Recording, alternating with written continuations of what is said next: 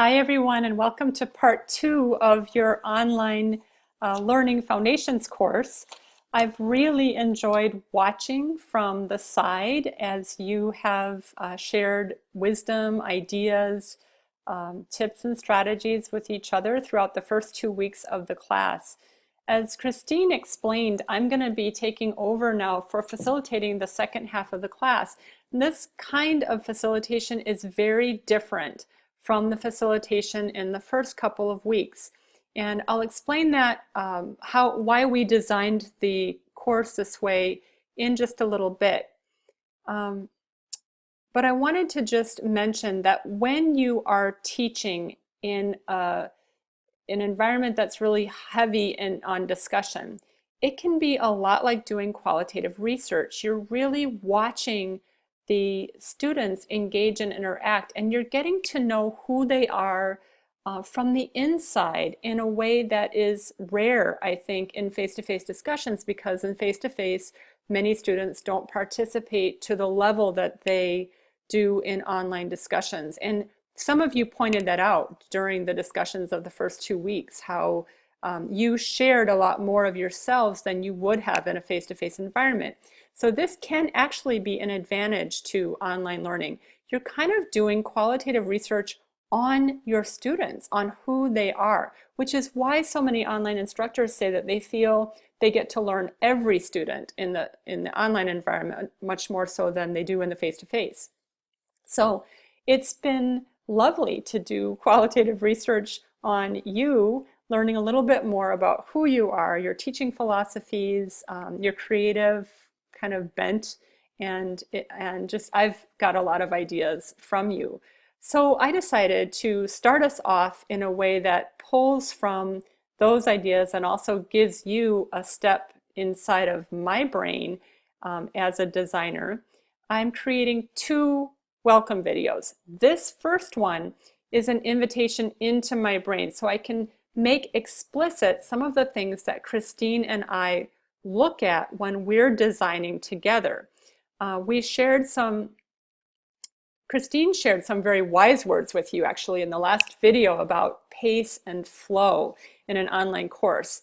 And here I'm going to share with you 4 primordial metaphors for human learning spaces that come from the work of David Thornburg. We posted an article about this in the first half of the course.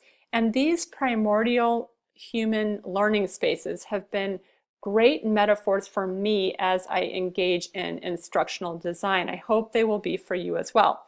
The second welcome video is going to be a celebration of your voices from part 1, because so many of you really picked up on themes about inclusion and the wisdom that you shared and the way that you talked about the dangers of a single story, for example, or creating an experiment to help students see their biases. Some of those ideas that you shared were so good that I actually felt like they need to be used as one of our main resources in the first half of this part 2.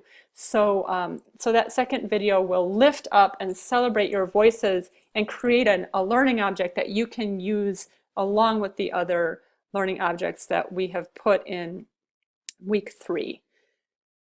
So now, inviting you into my brain and into Christine's brain as we worked on course design. One of our goals in this 2-part course has been to give you experience with different tools and types of discussion, or types of interaction, I should say, because a blog really isn't a place for discussion. You might comment back and forth to each other, but you'll find a very different feel in the blog.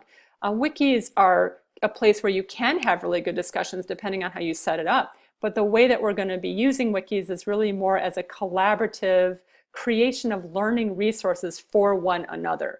So that's how we'll be using wikis this time. So you are moving from having very heavy discussion and engagement to a much different kind of pace.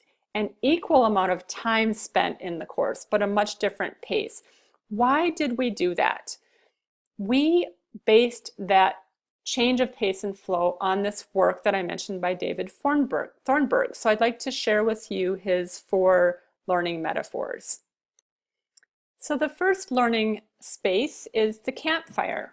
And we're very familiar with this idea that in many cultures in ancient times, the campfire was a place where the community gathered around the wise sages, often the elders in the community, who told stories, and sometimes they openly shared debates or councils about an important decision that was being made in the community. And the role of many people in a lot of the cultures where that was an important learning space, the role of most people was to sit and listen. So status was a big part of that learning space. When we lecture or when we bring experts in to talk with our students, or when we have them read articles by experts in the field, or view videos by experts, those types of things, and their role is mainly listening to wisdom, we are using that learning space of the campfire. The field is a very common learning space, or very familiar to you if you have students in a practicum, or if they're in a service learning experience that's connected with your course. But you don't have to have students in a practicum to go out and test theories or strategies they're learning in your course out in the field of life. There are many ways to do that. If you're in a marriage and family therapy class or a family systems theory class, you can ask students to examine their own families or a family they're very familiar with and test the theories and ideas they're learning against the real case scenario of a family. If you have students, I think one of Julie's assignments talked about students looking at language by looking at the language of their students in the classroom, or you could have them look at each other's language. So Julie was giving us a great example of field of life learning spaces in her course.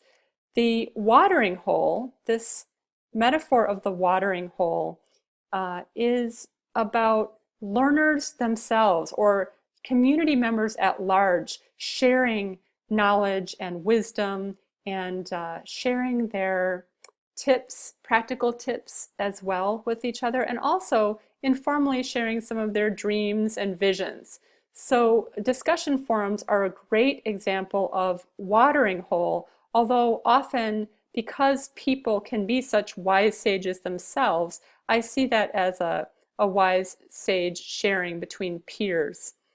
The cave is very familiar to anyone who's done a dissertation or a master's thesis. In the cave, you really are in a contemplative mode.